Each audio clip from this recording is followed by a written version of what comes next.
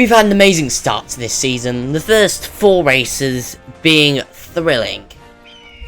So imagine my surprise when Formula E would make a 2-month gap in the schedule. Don't worry though, that was filled as we went to the Hard Rock Stadium in Miami for the Formula E Evo sessions. Hang on, I'll take the living hell out of that in just a moment. But we need an intro. So, welcome to the 2025 Miami E Prix. In a nutshell.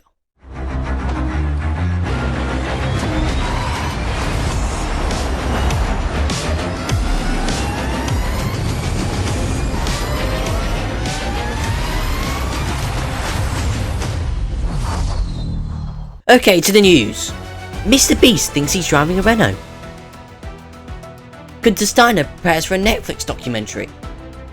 And Roller now has a 17-point lead in the standings. Anyway, it's time to pack our bags and go to the Formula E Evo sessions at the Miami Autodrome. We have Driver 61, who is probably the only one who deserves to be there. Sergio Aguero as well. And then we even have MrBeast. Just forget about the fact that he crashed the car.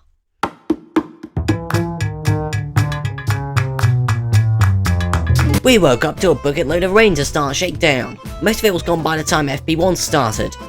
Emphasis on most, as Mitch Evans found that out at turn 4. Porsche Civil 1 and may as well blink a counter for every time this happens. There's the grassy dominance around the circuit, and shout out to Formula E for the extra pixelated version of this one. Then we see him finding standing water on the track and proceed to wet himself. No, that did not come out right. He called his tyres down and was apparently qualifying for a bus pass. Old age, you make it sound like he's qualifying for a bus pass. I'm sure he won't thank you for that, but I suppose that's actually quite a good idea, come to think. Roll was feeling very nice and decided to start up a lawn mowing business as Cassidy went P1 with no complaints this time. Let's get into FP2, and the TV directors were watching Nick the entire time, waiting for him to hit someone. He didn't. Finding space was crucial in the session, but that's rather hard when there's 21 other drivers on the track. Nico Muller binned out of the stupid chicane, and this pulled out a brief red flag, and no, we don't do those in practice sessions. Vern decided to make Roller's lawn mowing look like a kid building a sandcastle on concrete, spinning out. The baby tops FP2, and he was the talk of the town heading into qualifying. So, let's see if he can bag another pole position like he did last race.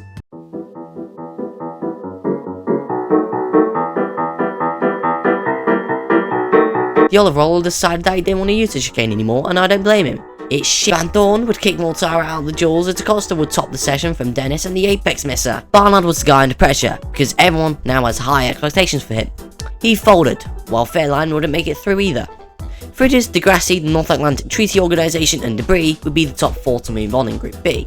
Dennis demolished Van Dorn as Beckman missed the Apex. Nissan will move on as well as Envision. Dennis goes wide at turn 1, but that wouldn't matter. He came back and will go into the final to face his ex-teammate Nato. The Frenchman would take the pole. But since this is going to be a peloton race, you probably don't care.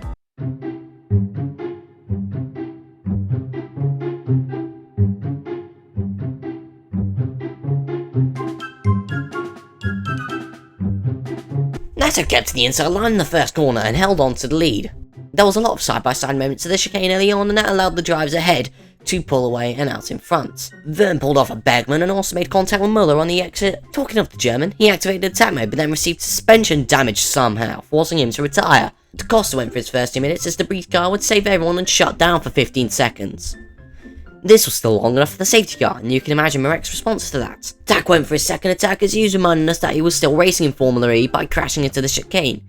Him, Gunther and Evans decided to make baby Formula E cars. Meanwhile, Cassidy was given a 5-second time penalty for track limits, which is crazy given that Vern literally took up lawn mowing in the middle of this race. Nothing's getting me away from that red flag meme, is it? Ah well, at least I tried. Okay. Stop, red flag, red flag, yes. Red flag. 6 minutes of attack mode left for a plethora of drivers. Here we go. The quality lap times around here are in the mid to late 120s, but the racing pace is around the 130-ish mark. With 4 laps to go, can you do 6 minutes of attack mode? Well, NATO, Bird, Roller and the baby, as well as Fridges, were about to find that out the hard way. The attack mode would be a war zone as drivers fought to get their 4 to 6 minutes of attack activated. Fairline, Degrassi and Muller would have 4 minutes. Cassie also has 4 minutes, but the FIA hates Kiwis for some reason as they penalised him earlier. Pascal would battle his teammates for around 5 seconds before he got past. still long enough to add another to the counter. Penalties would be awaiting the drivers with 6 minutes of attack mode, as we were about to find out. Gunter Steiner waved the checker flag to a photo finish between Fairline and Natto. But it was written in the script that Pascal would win, as the penalty for not activating your attack mode in time would be 10 seconds.